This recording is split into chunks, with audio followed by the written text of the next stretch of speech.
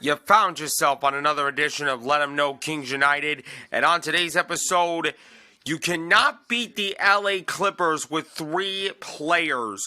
Only 3 players showed up for Sacramento, and James Harden, Kawhi Leonard, and the rest of the Clippers made them pay as the Sacramento Kings got dominated 131-117 over the LA Clippers. We're going to break down this defeat coming up right here on Let 'Em Know Kings United.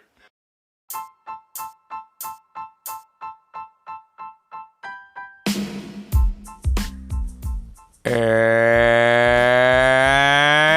now, ladies and gentlemen, it is that time for the post-game reaction podcast of the Cleveland Cavaliers, Sacramento Kings, and the Chicago Bulls. This is Let 'Em Know Kings United.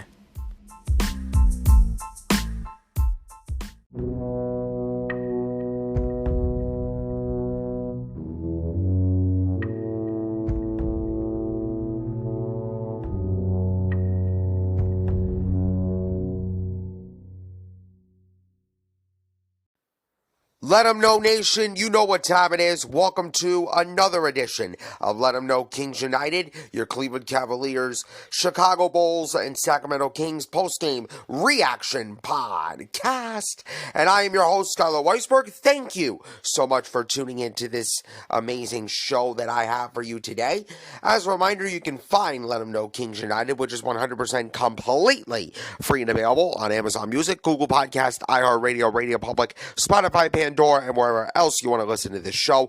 Give the show a follow on the platforms. If you can, please turn on your notifications so you know about the next episode. Please rate, spread the word out to your friends, and give Let 'Em Know Kings United a 5-star review on whatever podcast platform you're listening to this on. It is a great way to support the podcast, and I appreciate every single one of you for tuning in. And the second night of a back-to-back is always tough for a team in the NBA. But for the Sacramento Kings, it's like the hurdle that they cannot get over because they are once again on the wrong side of a back-to-back. And moreover, they are on the wrong side of a blowout as the LA Clippers came into the Golden One Center and took advantage of the Sacramento Kings, squashing them 131-117 in a game where the LA Clippers came to play and Sacramento didn't. Now, I understand there are some factors into this for the Sacramento Kings. I understand that they were coming off one of the most thrilling wins of the season, right? One of the signature wins in the Mike Brown era the other night against the Golden State Warriors. I understand that, and you got to take that as consideration. You got to understand that once again, Keegan Murray was out of the game for the Sacramento Kings. He was going through an injury, and you didn't have him as a scoring threat to match Kawhi Leonard and James Harden. I understand that.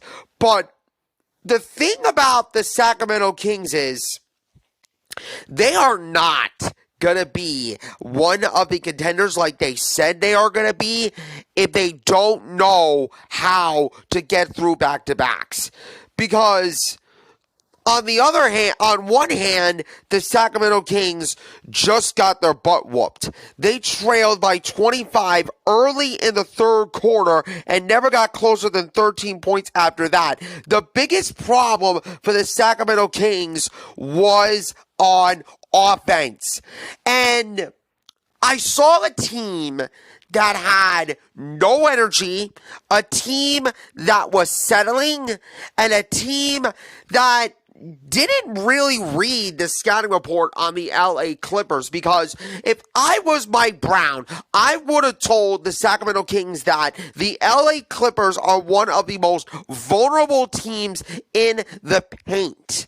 I know they got Zubac, and I know they got James Harden, Paul George, and Kawhi Leonard, which, by the way, James Harden and Kawhi Leonard went absolutely crazy last night. They combined for 60 points, I believe, in a win for the LA Clippers. I need to make sure if I didn't get that mistaken. I don't think I did. But one way or another, the Sacramento Kings did a horrible job on offense because they were settling for too many threes. And I understand that the Sacramento Kings are a three-point shooting team. I understand that. They are not one of the best three-point shooting teams in the NBA, but they can shoot threes on a regular basis. But my God, when you are tired as hell after an overtime victory against the Golden State Warriors the other night, you can't settle for three-point shots.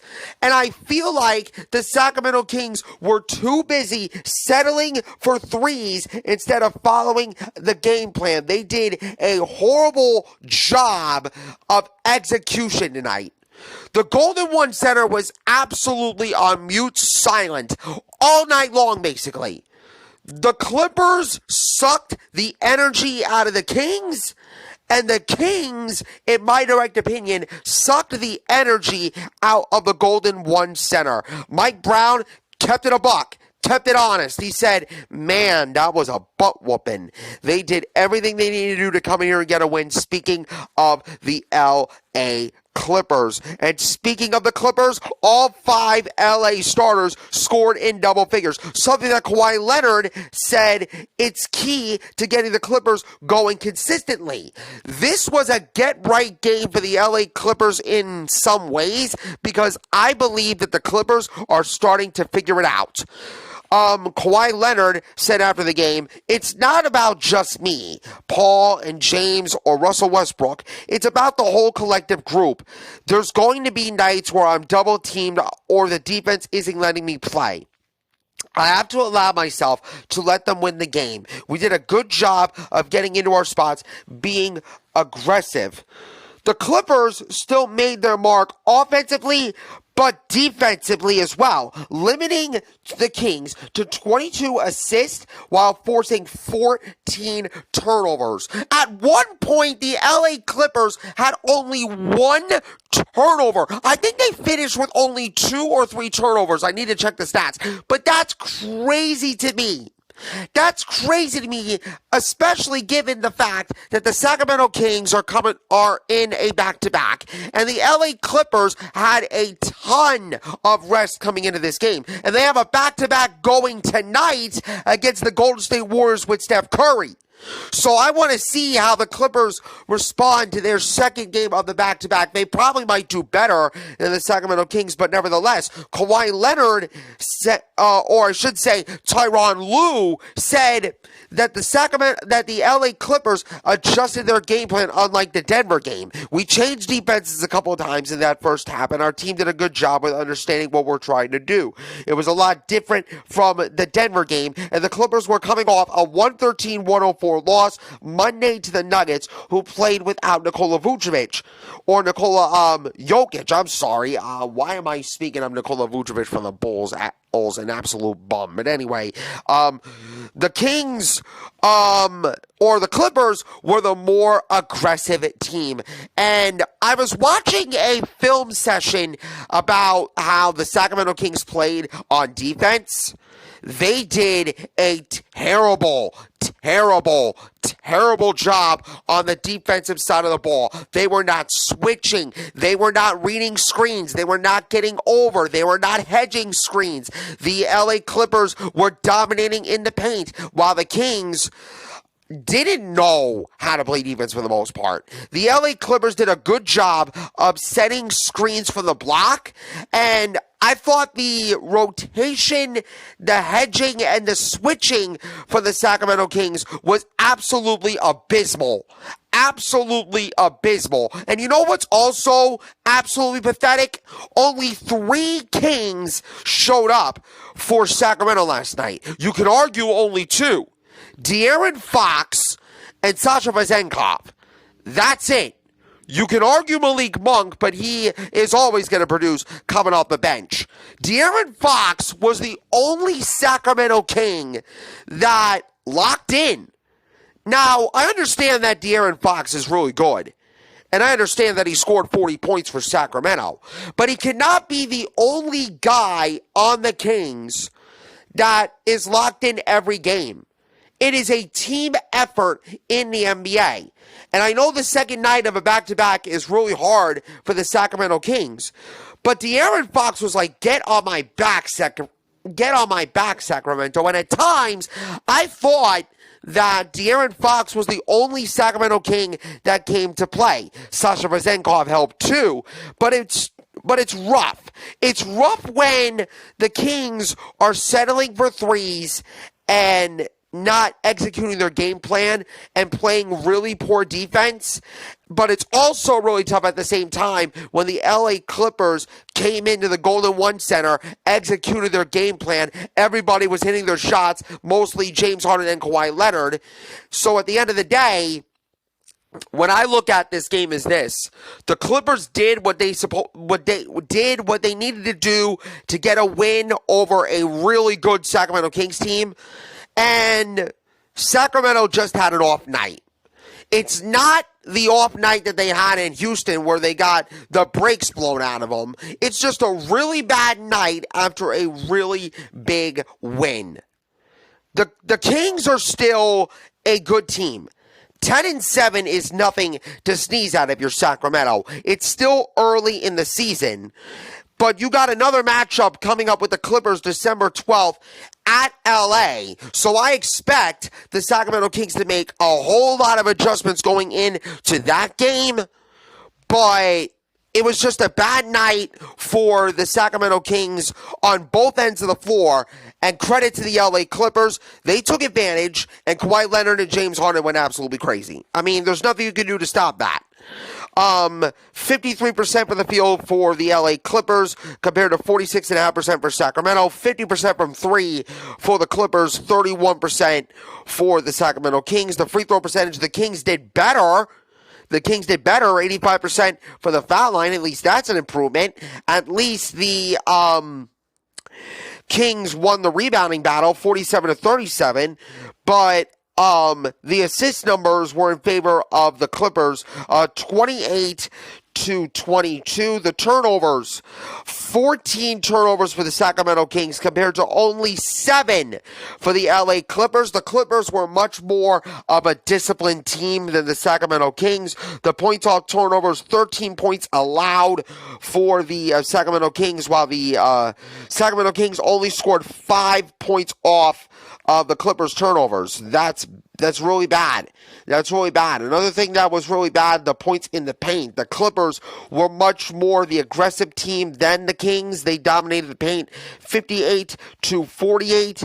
But like I said, at the end of the day, it was about a game plan and an execution thing. And credit to the Clippers, they executed their game plan better than Sacramento. And Sacramento looked like they didn't want to play for the most part. Kawhi Leonard and James Harden combined for 60 points last night. Kawhi Leonard went crazy, 34 points with 3 assists, 9 rebounds. He was 14 of 18 from the field. His best game in a Clipper uniform. James Harden looked like vintage James Harden. 26 points, 6 rebounds, or 6 assists, with 3 rebounds and 5 steals. He was 5 for 8 for the three-point line. Paul George, 19 points, 7 assists.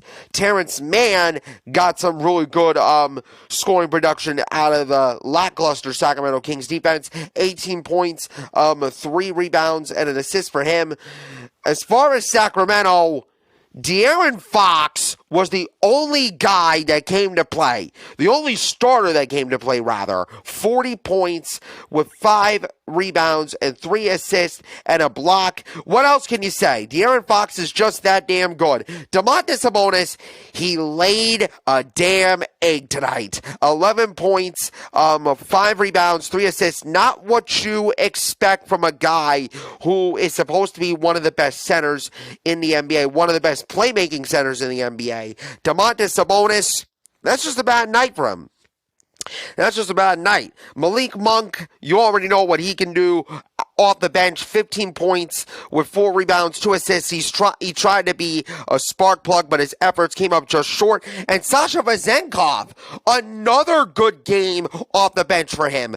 13 points, 5 rebounds. He was 3 for 5 from three-point land, and he had a plus-minus of a +6. I think he was the only Sacramento King besides Kevin Huerter with a plus-minus, even though Kevin Huerter shot 7 points, went for 7 points, and he had 5 rebounds and 5 assists. His three-point percentage is just way off. To me, Kevin Huerter is a little bit inconsistent. And by the way, speaking of inconsistency, Chris Duarte, 7 points. Inconsistent. If I was Mike Brown, I would put Malik Monk in the starting lineup, and I would give Sasha Vezenkov a 6-man role coming off the bench. Now, of course, when Keegan Murray comes back, hopefully for the NBA in-season tournament game against the New Orleans Pelicans, it could be sooner.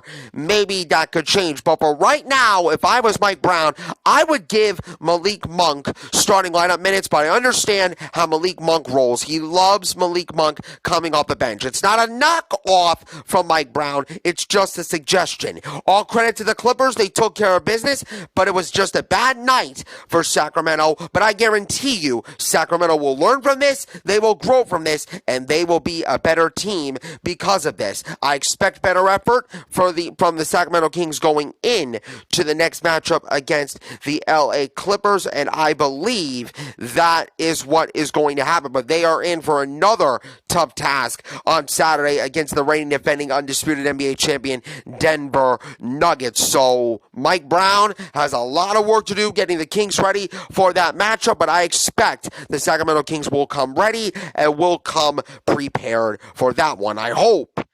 But that's going to do it for today's edition of Let 'Em Know Kings United. You can find this show on Amazon Music, Google Podcasts, iHeartRadio, Spotify, Radio Public, Pandora, and wherever else you want to listen to the show. Give the show a follow on those platforms, turn on your notifications so you know about the next episode. Please rate, spread the word out to your friends. Give Let 'Em Know Kings United a 5-star review on whatever podcast platform you're listening to this on. I appreciate you all tuning in. I am your host, Skylar Weisberg. Thank you so much for tuning in as always, and I will see you right back here for another episode of Let 'Em Know Kings United.